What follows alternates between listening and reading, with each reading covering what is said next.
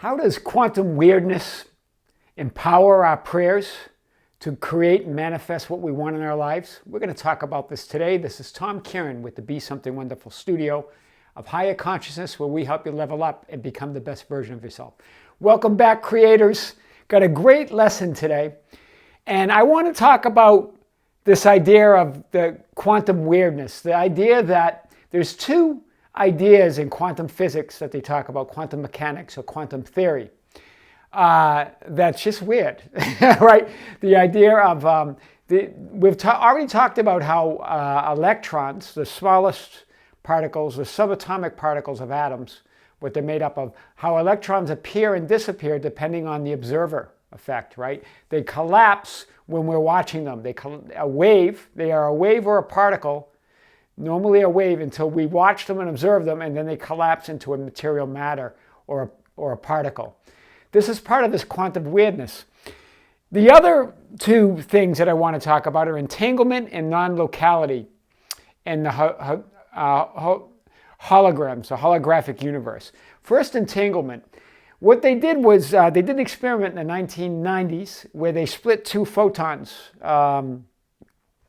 particles of light, and once these twins were split, they sent them away from each other 7 miles in the opposite direction. And they forced one to make a choice on which direction it was going to go, and the other didn't have a choice, it wasn't forced. The other twin got to make the choice.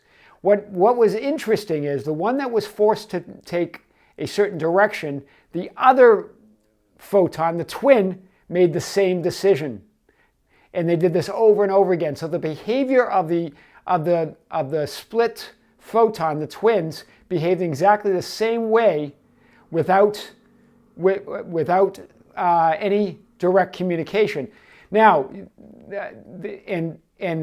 part of the speculation was, well, maybe they're communicating, but it was instant. The change was instantaneous. There was no time lapse between the behavior of the twin photon, and the photons together. So they both behaved the same exact way instantaneously. This means there was no communication traveling between them.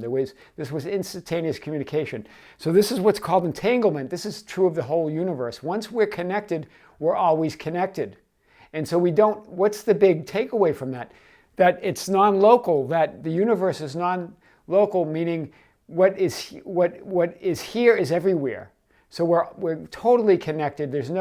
When we pray, and we're not sending it out to the universe, we're not sending it to somebody, it's instantaneous. That prayer is part of the universe immediately, and that prayer is shared immediately.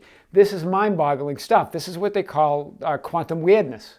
This is the idea that these smallest particles of the universe, these subatomic particles, behave when they're split. They behave they respond to the same exact way as if they were together. This is the idea. And the other idea is that it's a holographic universe. So no matter what, if a hologram is like a three-dimensional photograph, if you want to think about that. But no matter where you look at if you split up the hologram and cut it into little pieces, no matter how many pieces you cut it in, it contains the whole. That's what a hologram is. That's what the universe is. No matter what piece of a photon or even a small part of these subatomic particles, it still contains the whole. It's like our DNA. This is how DNA investigators get their person, right? That the DNA contains the whole of who you are. It contains the whole signature of who you are, no matter what piece or small piece or fragment of it you have. So what does this mean to us? That particles and that everything in the universe is entangled. It's non-local, so it doesn't travel. It's not that you're sending energy out to anybody. It's already there. It's everywhere. It's here and everywhere, right? So it's simultaneous communication. There's no travel. And then each point within it reflects all others. This is the key, that all things are already everywhere. This is the universe we live in. This comes from that book, Divine Matrix, which I'll leave a link. Gregg Braden talks about this. And the reason he goes through these, talks about this experiment with the photons, he talks about another one where they have a DNA from a donor. And the DNA in the donor are split up between hundreds of miles. And then the donor is exposed to some videos and some things that causes this person to react with emotions. Some of them are happy, some of them are sad, some of them are to get him excited, some of them to get him depressed, etc. What they found was his emotions, when he reacted, that DNA that was hundreds of miles away also had the similar response that the donor had. So they are entangled. It doesn't matter how far away they are. And again, it's instantaneous. There was no time lapse. They timed it with an atomic clock, and it was instantaneous. There was no time elapsed between it. So it means that this communication is traveling faster than the speed of light. So nothing can travel faster than the speed of light, so it must be instantaneous. There must be no traveling at all. This is what they came up with, right? So what does this mean for us, though? What does this mean for us as creators? Well, it's huge. If we live in a holographic universe, and not just a holographic universe, if you remember, the divine matrix contains the universe. So that matrix of energy that connects everything, not only connects everything, it contains everything. So it's everything within it. So any part of that divine matrix, any part of that portion that we see is the whole. And so what's significant about that is anything that we do on any level affects the entire universe. Even small changes that we make in our lives immediately affects the whole. This is huge. And sometimes we think, oh, I don't want to do that. It's not going to have any effect, and it's just small. But anything we do this will get you thinking about any small steps that you take is actually a big step. It affects everything everywhere. Because, why? Because we're all entangled, right? Once we're connected, you're always connected. And it's non-local. It's immediate impact, right? There's no traveling. We get simultaneous communication. Each point within it reflects all others. This is the nature of the holographic universe. This is what we live in. This is who we are. So what's the key here? What's the takeaway in terms of us praying for the things we want? When I say praying, I'm talking about creating. I'm not talking about petitioning God. I'm not talking about supplicating some outside force. I'm talking about creating. Creating with those feelings, as we talked about in our last video, that you have to have the thoughts, feelings, and emotions, right? Connecting, that is how we create. But what does it mean for prayer if the universe is truly a hologram where any part of it, any separate part of it contains the whole, and that it's immediate connection? This means once our prayers are inside of us, they are everywhere. Let me say that again, guys. It's right here. This is the key. Once our prayers are inside of us, once we have the thought combined with those feelings, remember we talked about you have the thought and the image here using the top 3 chakras or energy centers. You have the lower 3 chakra energy centers where the emotion comes from. And remember, there's really only love or fear. So you imbue it with love, loving emotion, and then it joins in the middle, or that middle chakra, or the heart chakra, and that's what creates the feelings that actually create our reality and create our life. And it's immediate. Remember, no time has to lapse. We're always thinking in terms of time, the time-space continuum, and this idea that things take time. Actually, they don't. It's because we think they do. And you get what you expect, you get what you think and you believe. But actually, where it's a holographic universe, it's entangled, it's non-local, everything is instant. So when you pray, you're not sending your prayers anywhere. They're there. They're everywhere. How you feel is everywhere in the universe. Wow. So when you're having a bad day and you're feeling it, that's why. Because the universe is feeling it. So you start coming across things, attracting things into your universe, into your local universe, that are the same energy, the same frequency. So in a non-local holographic universe, any change is reflected everywhere. This is key, guys, to know, because this gets right back to our prayers.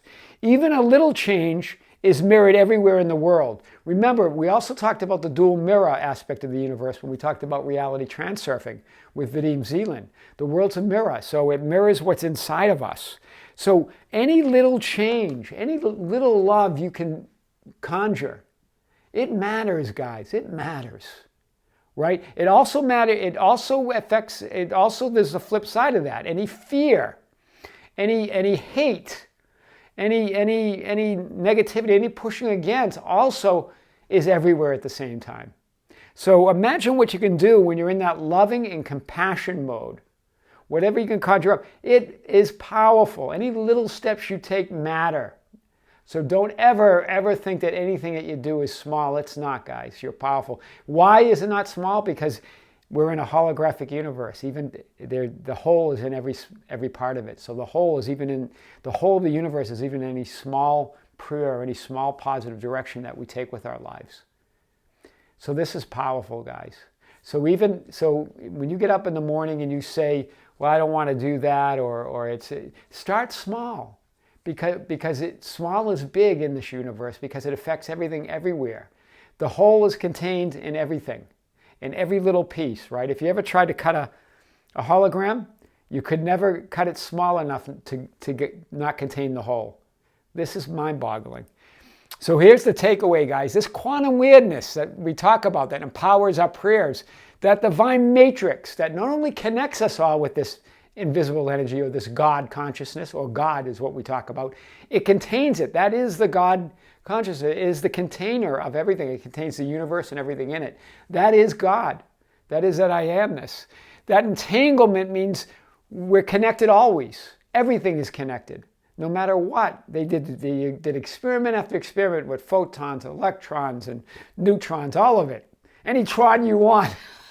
They're all connected, guys, right? And this idea of non-locality, that it doesn't travel anywhere. That we're always connected. There's no traveling necessary with energy. It's already there. This is powerful. We live in this hologram, so it's simultaneous communication. Each point reflects all others. Each point. So each point in you, all things are already everywhere. What's the takeaway? What's the important part? In our prayers, when we're creating, guys, once prayers are inside of us, any thought imbued with that emotion, with that love, is everywhere. That's how you affect. So you want to know how you change the world? You start with yourself inside, because it does change the world. It's everywhere. Yeah. Very powerful stuff, guys. This is the idea of the non-local holographic universe. There's a lot that on quantum physics that you could look up if you're really interested in that. I wanted to get to it, how it creates us on our everyday lives, which Gregg Braden does a great job of presenting in his book, Divine Matrix. I'll leave a link.